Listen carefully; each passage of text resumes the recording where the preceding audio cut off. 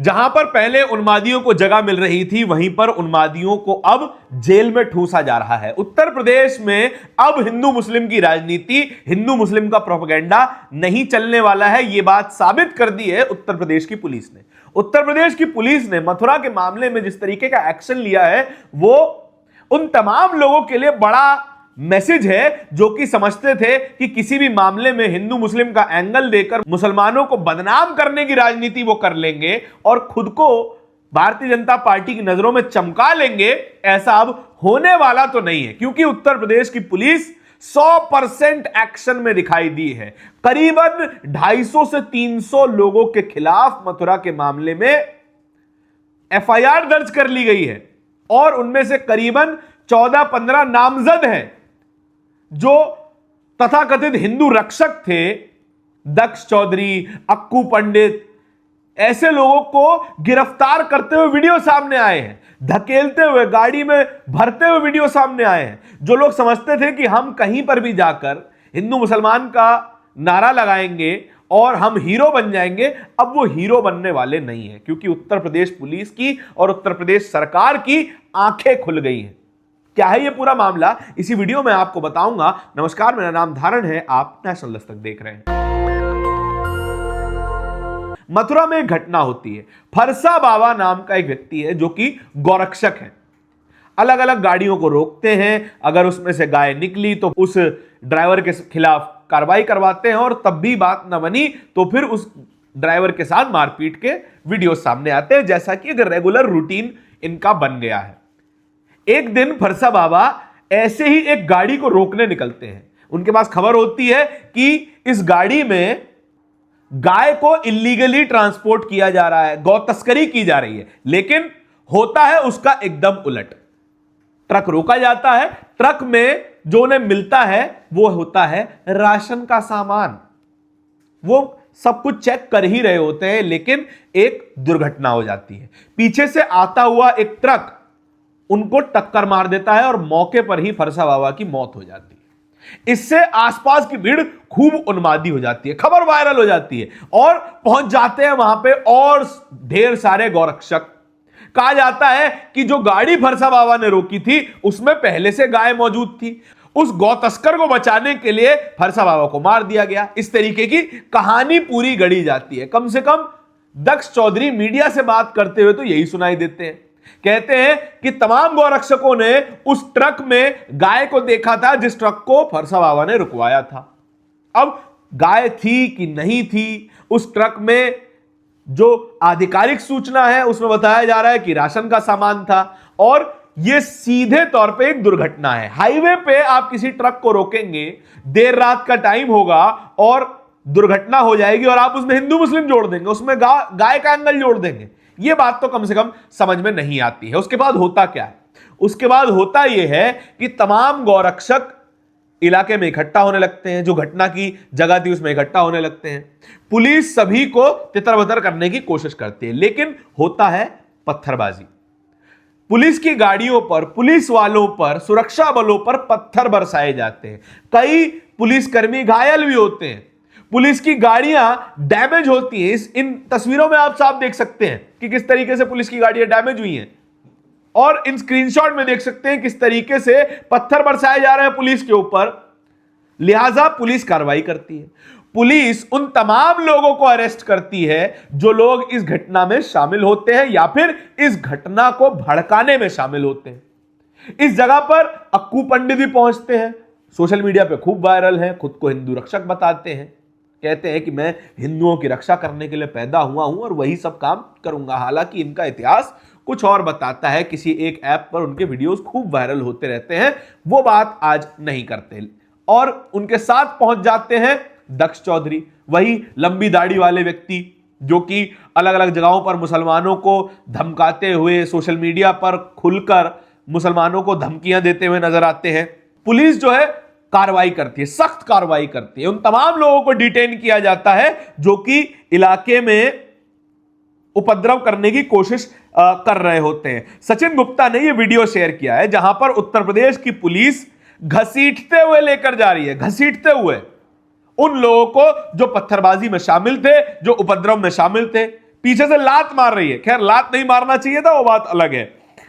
उसके बाद सचिन गुप्ता ने एक और वीडियो शेयर किया है जिसमें साफ तौर पर एडीएम, एसडीएम, एसपी, सीओ, इन सभी की गाड़ियां डैमेज दिखाई दे रही हैं, जिन पर पत्थर मारे गए हैं। और एक और वीडियो है जिसमें दक्ष चौधरी है, वो साफ तौर पे बताता हुआ दिखाई दे रहा है कि जो गाड़ी फरसा बाबा ने रोकी थी उस गाड़ी में गाय मौजूद थी और जो है फरसा बाबा वो गौरक्षक हैं।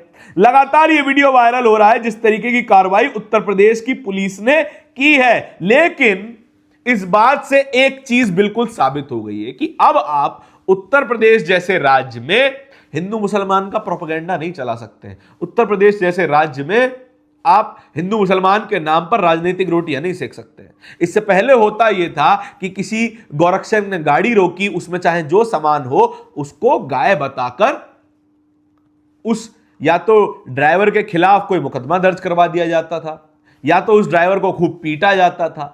कई घटनाएं ऐसी हैं उत्तर प्रदेश की ही जहां पर गाय ले जाते हुए ट्रक को रोका गया और उस ड्राइवर को मार दिया गया। और अगर मुसलमान है तो उसकी जान बचना बेहद मुश्किल हो जाती है। ऐसी घटनाएं हुई हैं और उत्तर प्रदेश का इतिहास रहा है कि ऐसे गौरक्षकों को, जो गौरक्षा के नाम पर उद्दंडता करते हैं, उनको पनाह मिलती है उत्तर प्रदेश में। लेकिन अब उत्तर प्रदेश की सरकार ने यह ठान लिया है कि भैया ऐसे लोगों को जगह नहीं देनी है। क्यों? क्योंकि अब उस राजनीति का समय धीरे धीरे, उस राजनीति का सूरज धीरे धीरे ढलता जा रहा है, जो राजनीति आपको हिंदू मुसलमान में बांटती थी, जो राजनीति आपको लगातार एक वर्ग से नफरत करना सिखाती थी। ऐसे ही लोग हैं ये जिन पर लगातार कार्रवाई हो भी रही है। इसके बारे में और जानकारी अगर मैं आपको देने की कोशिश करूं तो करीबन 250 से 300 लोगों के खिलाफ आपराधिक मुकदमा दर्ज किया गया है। ये जानकारी जो है सचिन गुप्ता के ट्विटर हैंडल से आ रही है। 250 से 300 लोगों को जो है अज्ञात के रूप में एफआईआर दर्ज की गई है, जबकि 22 को नामजद किया गया है इस एफआईआर में। ये वो लोग हैं जो कि खुद को हिंदुओं का रक्षक बताते हैं। ये वो लोग हैं जो गली गली, मोहल्ले मोहल्ले जाकर उन्मादी भीड़ को भड़काते हैं, एक वर्ग के खिलाफ समाज को भड़काने की कोशिश करते हैं। ऐसा ही कुछ दिल्ली में करने की कोशिश की गई थी। होली वाली घटना आपको याद होगी, जहां पर तरुण नाम के लड़के की हत्या कर दी गई। कार्रवाई हो रही है, आरोपियों को गिरफ्तार कर लिया गया है, जांच चल रही है, लेकिन तब भी वहां पर एक कम्युनल एंगल देने की, सांप्रदायिक एंगल देने की पूरी भरपूर कोशिश की जा रही है। भला हो दिल्ली पुलिस का कि दिल्ली पुलिस ने अभी तक कोई अप्रिय घटना नहीं होने दी।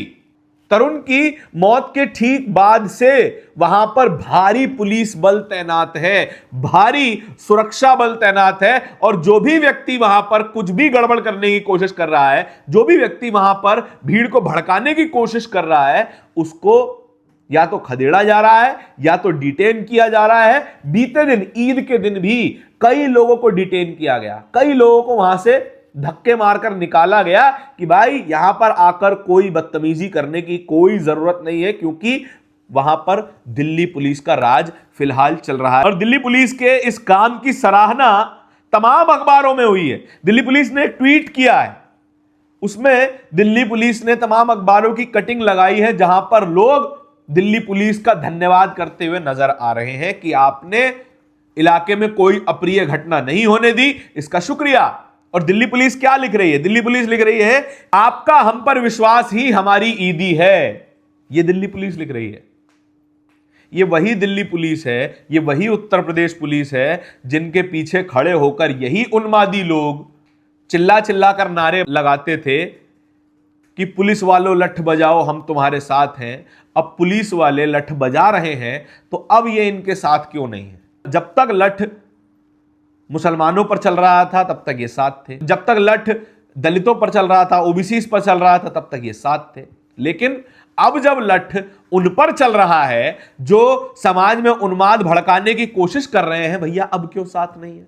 अब भी तो दिल्ली पुलिस, यूपी पुलिस अपना काम कर रही है, अब तो उनका समर्थन करना चाहिए, समाज में शांति बनाए रखने की कोशिश कर रहे हैं, लेकिन नहीं। दिल्ली पुलिस, उत्तर प्रदेश पुलिस की सराहना यहां पर की जानी चाहिए कि उन्होंने मथुरा में, उत्तम नगर में कोई दंगा नहीं होने दिया। उन्होंने कोई भी ऐसी घटना नहीं होने दी जो कि पुलिस के माथे पर कलंक की तरह काम करे। इस पूरी खबर के बारे में आपके क्या विचार हैं? कमेंट सेक्शन में बताइएगा जरूर। इस तरह की और भी खबरों को देखते रहने के लिए नेशनल दस्तक को सब्सक्राइब जरूर कीजिएगा। बहुत बहुत धन्यवाद। दस्तक की आपसे गुजारिश है कि अगर इसको बचाना चाहते हैं तो नेशनल दस्तक को सब्सक्राइब करने के लिए रेड कलर के सब्सक्राइब बटन को दबाएं, फिर बेल आइकन की घंटी दबाएं। नेशनल दस्तक को बचाने के लिए बहुत जरूरी है कि हर खबर को शेयर करें, लाइक करें, कमेंट जरूर करें।